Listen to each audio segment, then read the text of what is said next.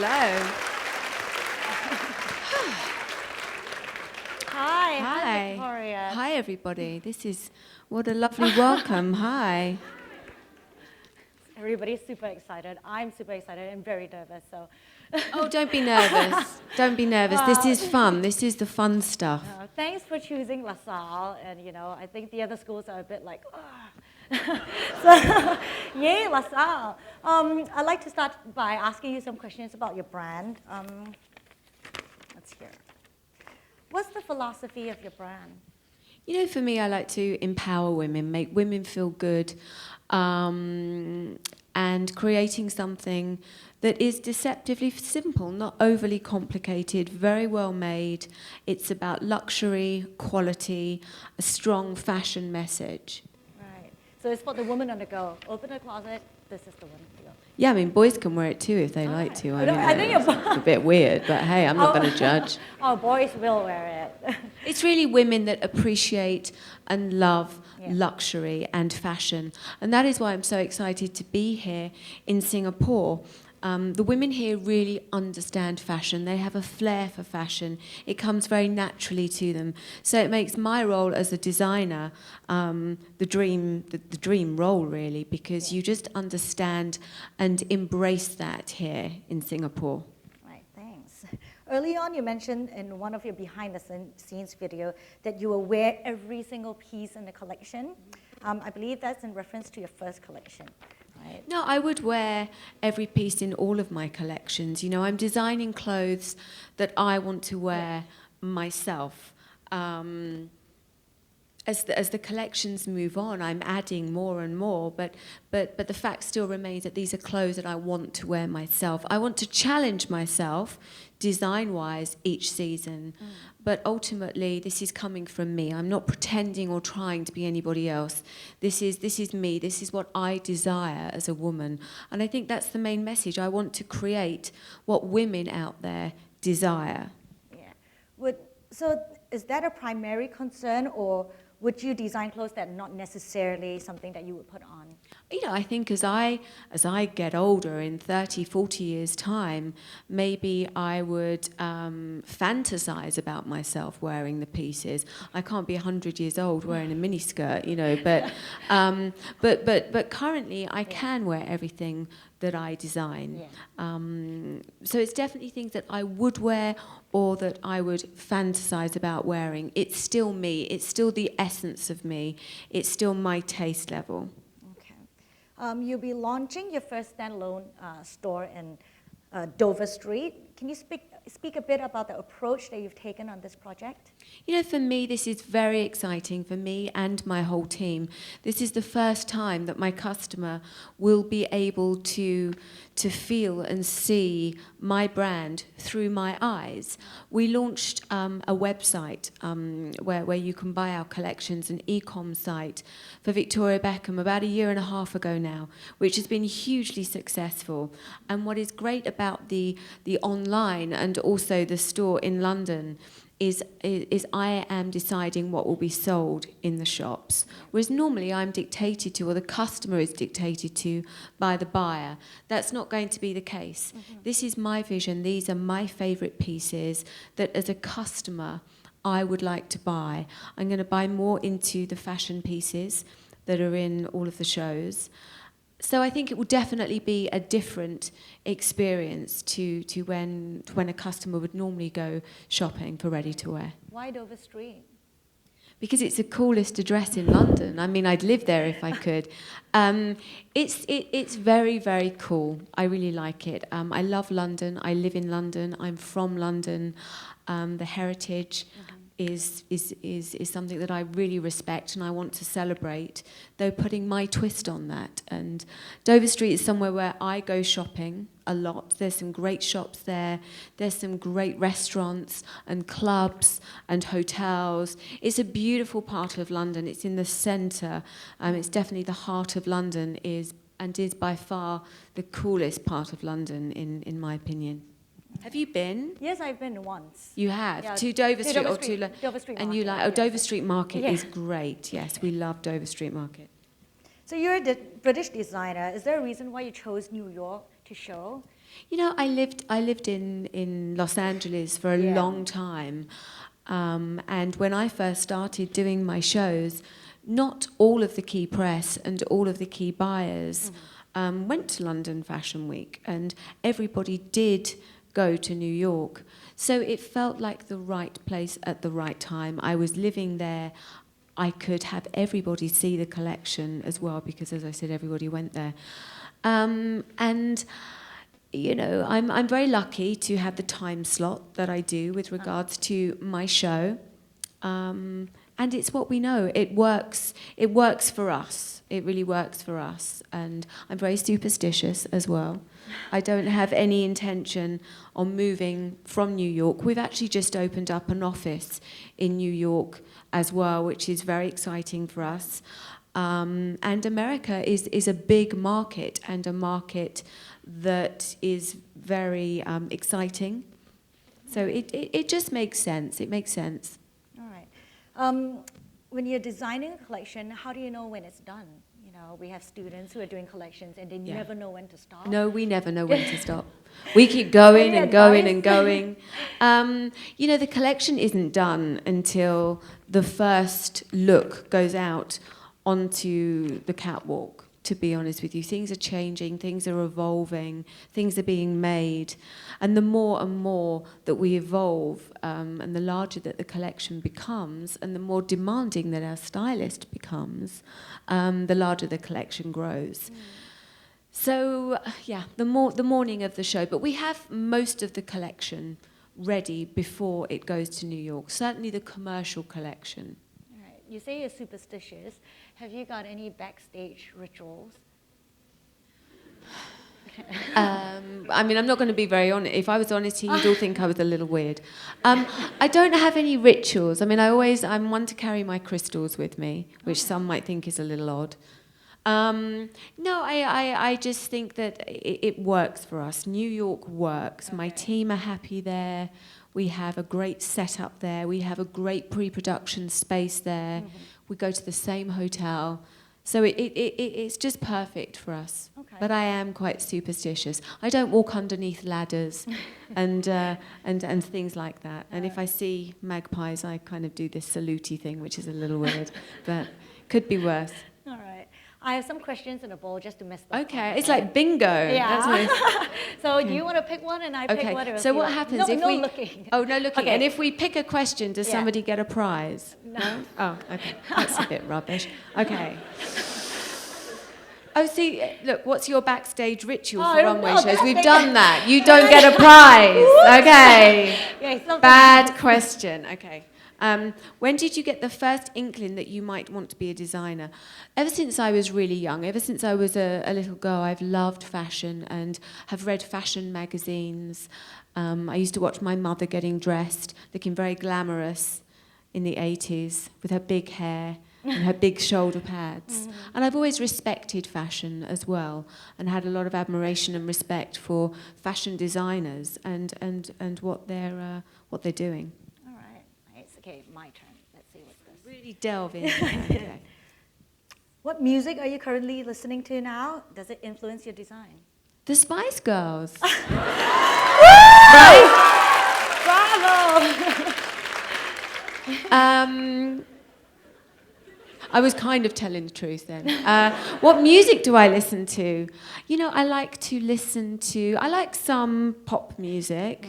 Goodness, what do I like? I like a bit of Beyonce, a bit of Rihanna, a bit of Lady Gaga. Oh, you're a fan up there. Yes, absolutely. Wow. Does it influence your design? And not so much, but I love music. Myself and David and the kids love music. It will always be a big part of my life. When we're at home, we've always got the music on, and the kids like to sing and like to dance. Aww. David likes to sing really badly, But I think, we like to have fun, and so music is definitely a part of what we do. I love working on my show music, actually, every season. I think a lot more goes into a show, a fashion show, than people realise. Definitely what I do is not just designing the collection. You know, we have to work with a production team on the set, on the lighting. We work with somebody to create the music. We work with a casting director, and we spend hours agonizing over the casting of the girls. So a lot goes into producing a show, and definitely picking the music is one of the fun parts. But you've got to get it right, because you know, you have to set the pace and create the right atmosphere. I only have about 6 or 8 minutes to get my fashion message across, and also create I don't know what the word is. What am I looking for? Just get the ambiance correct, and get the pace right. Do you, before you send your models out, tell them, okay, this is fierce, everybody walk out fierce, or like, oh, you're in a garden? do You can't tell a model that they're in a garden. They're a little hippy dippy anyway. They wouldn't get anywhere. I just pulled that out. No. Yeah, you know. Yeah, I mean, I always, and I mean it, they genuinely look beautiful. You know, the models work very hard. It's not as easy as people think. Yeah. You know, they have a rigorous schedule whilst they're in New York. They don't sleep. So I just tell them, you know, that they look beautiful, and to keep the energy and the pace up. That's the word I was looking for with the music. It's important to get the pace right. So music is very important, and just letting the girls know that they look beautiful and that they're appreciated. I think that's something that everybody wants to feel, whoever they are, appreciated for what they do and how much they're giving. Okay, is it your turn? I think it's your turn. Yes, it's my turn. Okay, here we go. It could, if you could be a fly on the wall for the day, which atelier would you like to be in? Oh my goodness. Past or present? Oh goodness, whose atelier would I like to be in? I mean, obviously Coco Chanel, but also I think Valentino, because he's a friend of mine, and he made a documentary a few years ago that I don't know if any of you've seen it, but it was fantastic. And he's obviously very old school, very talented, very passionate, very outspoken. And I think to be a fly on the wall back in the day when Valentino was at Valentino Designing would be very, very interesting. You should check out the documentary that he made. I think it might be called, is it The Last Emperor? I think it's The Last Emperor. It's really, really great. Okay, thanks. Let's see, I got this one. This is probably your first office job, is it? Is this your first office job? No? My first office job? Yeah. I don't Well, it's think, kind of like an office job. I don't think what I have is an office job. You have a desk and an office. Yes, I do. No, I wouldn't say it's an office job. I think what I do is mainly creative. I love the creative role that I have. But as my business grows, there's another side to what I do as well. So I suppose a slightly more businessy side to it. But my days are always very different. I think if you work in an office, maybe you turn up at the same time, you leave at the same time. How's your day and that can be a bit monotonous. My day's crazy. I wake up in the morning, I work out, I take my children to school, and then I go to work. And it depends what I'm doing. I have, for a week and a half every month, I have what is called a development week, where I take each category and I develop the collection that we're working on, whether that is a pre-collection, which we have been doing for the last 3 seasons now, or whether that's a main collection. And that is a week and a half, 2 weeks, that is purely creative. And then for the rest of the time, there are other things to talk about. I've been working with an architect on the store in Dover Street, working on designing the interior of the office in New York, working on the e-com site. There's lots and lots of things to do. Right, so you've been a dancer. You were a dancer when you started. Yes. And you were a pop star. So now you're a designer. Which job takes precedence over the others? You know, first and foremost, I'm a mother and a wife, and the children and David are the most important people in my life. So everything does revolve around my family. But definitely being a creative director and designer is what I love to do. It's my passion. I loved my time with the Spice Girls. It was a lot of fun, and they're great girls, and we still speak now. But I really think that what I'm doing now is what I love. It's my passion. And yeah, I'm very lucky to have a job that I love. I really do feel very lucky. All right, that's your turn. Okay. What is your view on brands working with high street labels? There's been Margiela for H&M, Missoni and Philip Lim for Target, and now Alex Wang for H&M. I think it's great. I think it's really great that designers are collaborating with high street stores.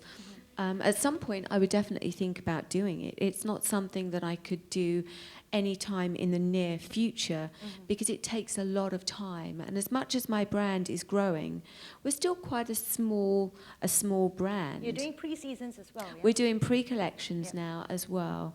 So we have about 100 people working with us in London, but for the size of the brand, that isn't that many. And that's not on design, that's including marketing, that's including press, e-com, that is the whole team. So at some point, I would definitely be interested in collaborating with a high street store, but that's certainly nothing that I could think about right now, just because of the timing. Right. So my turn. Yes. Let's go with this one. You've never been trained in fashion or design, so when you started when you embarked on your first designing adventure with Rockin' Republic, how was it like? Were you afraid? Were you afraid that your methods would be unorthodox? No, not at all. You know, I think when people ask for advice, I say the best advice that I could give anybody is to work for somebody else. Work for another brand. And when I was working with Rockin' Republic, when I was working with Linda Farrow, which is a sunglasses brand that I was working for, I was like a sponge. And you can take that opportunity to learn so much about the industry. And I did that. They were license deals that I had. Back in the day, and I worked with Coty, the fragrance company, the fragrance house as well, and I learned so much. And then when I was in a position to bring everything in-house and own everything myself and create a team that would do this with me, I felt ready to do it. So though I didn't go to fashion school, I was working for other people, and I learnt an enormous amount of time, in a very short space of time. Right. So that was your school, yeah? Yes, absolutely. Okay. Who is the woman your dresses are made for? Who's the woman in mind? It's someone that appreciates fashion and luxury, somebody that takes pride in the way that they look, somebody that wants to invest in a piece that they will wear from season to season, which I consider people will do if they invest in my brands. Yeah. So in 5 years, would that woman have changed? Maybe she's got a bit older with me.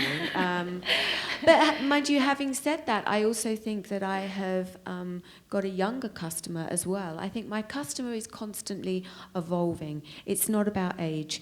It's not about shape or size. It's about the way she feels, the way she wants to feel, the way she holds herself. And it's definitely not about age or about size. It depends what category you're buying into.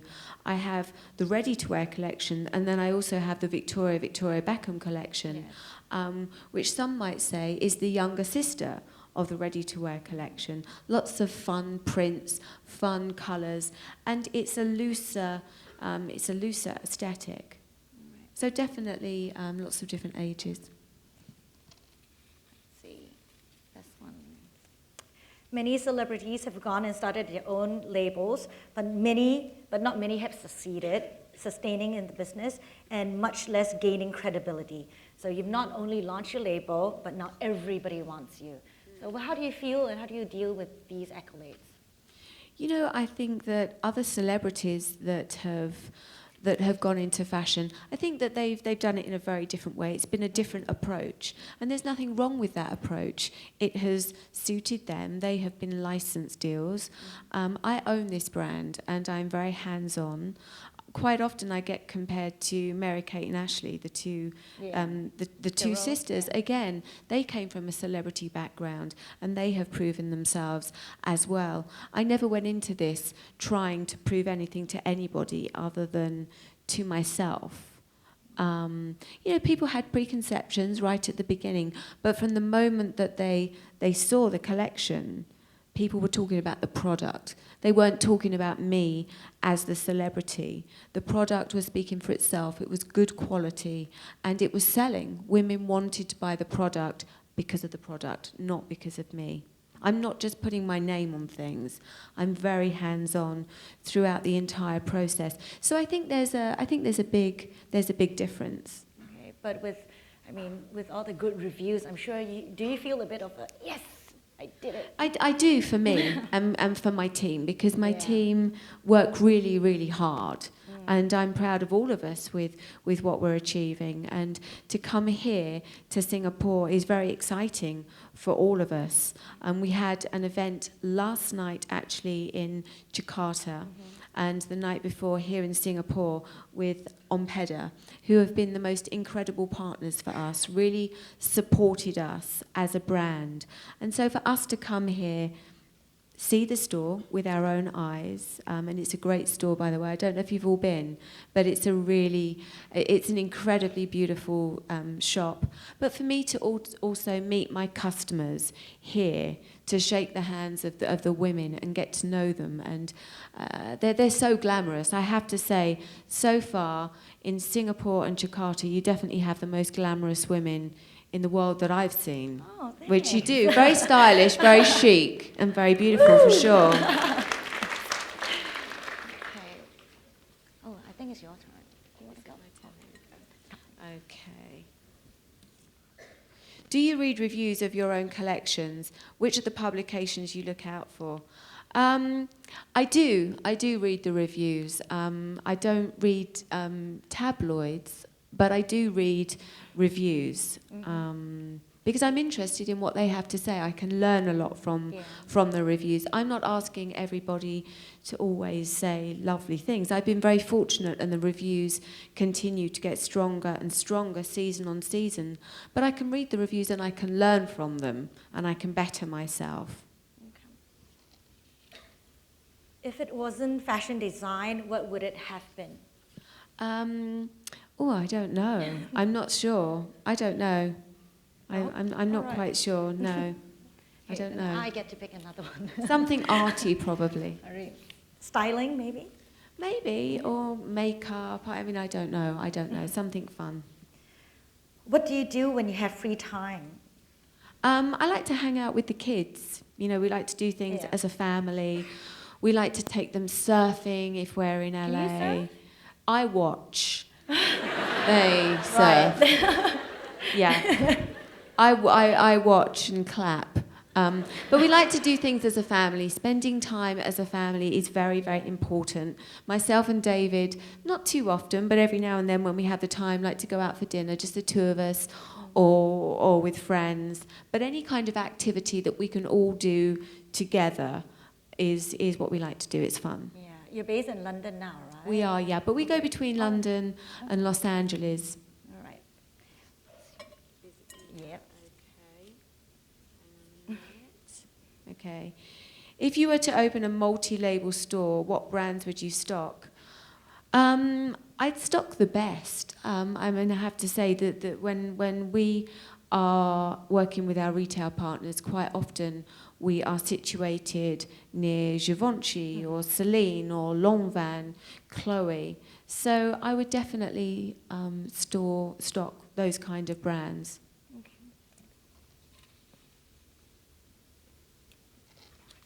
Okay, what do your children think you do? I'm sure Brooklyn knows by now because he's 14?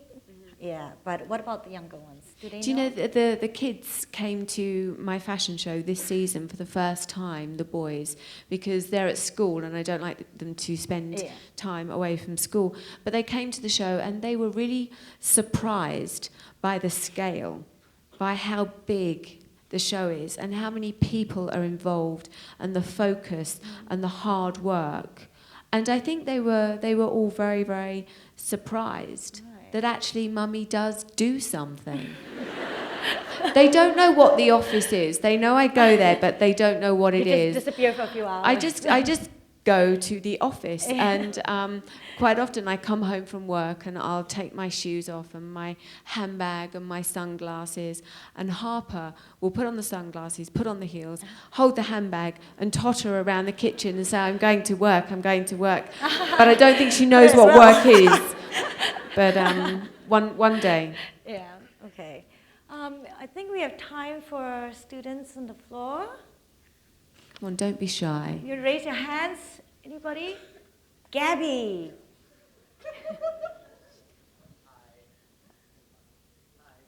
Okay. Hello. I'm Gabby. I've been a Gable huge Gabby. fanboy of the Spice Girls for a while now. And I just want to ask, how difficult was it to transition from a pop star to a fashion designer? You know, for me, it was very natural because this is what I always wanted to do. And I spent a few years really focusing and laying the foundations. This is when we were living in Spain. I started working with Coty on a fragrance, working with Rock and Republic, and also working with Linda Farrow. So that was time for me to really focus, spend time with the family, and build the foundations correctly. And there was a little bit of a gap between the two. Thank you. All right. Who's next? Iris. Hello. Hi. Hello. Okay. Are any of your children taking an interest in fashion or following Daddy Beckham's footsteps? Do you know, they all enjoy fashion, I think, like all kids do. But they're very sporty. They all like to play football. All three boys like to play football. Even Harper likes to play football. You know, they're fun children. They like to try all different sports. They're very artistic. They're very creative. Brooklyn likes photography as well. So I'm just happy that they're trying everything. They work very hard at school, and when they're ready, they'll decide what they want to do. And we don't put any pressure on them. Whatever they want to do, as long as they're happy. That's nice. Okay, thank you. Anybody? Margarita? Hi. Hello. Hi, Margarita. You have opened a position for a paid digital marketing internship. A lot of fashion students are sure to apply. With so many talented candidates, how do you choose who gets the job? You know, I think that we're gonna take this very seriously, and we're just going to be searching for the right person. Somebody that will fit in with the team, somebody that can work as part of a team, and someone that's very good, somebody that has drive, and somebody that that is ambitious. And we'll try hard to find the right person out of everybody that applies. When you do interviews with potential candidates, right, what are the questions you ask them? It depends what position that they're interviewing Yeah. for, really. I think we No just want to generic get to know them. Yeah, okay. We want to get to know them. We want to know what they've done, what their dreams are, you know, what they're experts in. It really does depend on exactly what category and what position that they're interested in. Okay. Thank you. Any more questions? Thanks. Oh, there's one there. Hi, Victoria. Hello. With your first standalone store, as a designer, how important do you think for a designer to have a physical store, considering the presence of online stores where you reach a global audience? How important is it? You know, for me, it's important because I shop online a lot. But I also, when I have the time, I like to go shopping. I actually want to go into a store and I want to see the product and I want to try the product on and I want to experience the brand through the designer's eyes. So I think it's very important. As much as people will shop online, there is still a customer that wants to go into a shop and experience the shop. I think the two can go hand in hand for sure. So So thanks. Thank you for your time. Well, thank you very much. Thank It's you. so And generous. thank you so much to everyone here. And like I said, we've had a great time in Singapore. This is a very exciting time for us as a brand. Thank And you we for really coming. do hope to come back. And thank you to everybody at On Pedder as well. There's a few of you around, so thank you. Thank you.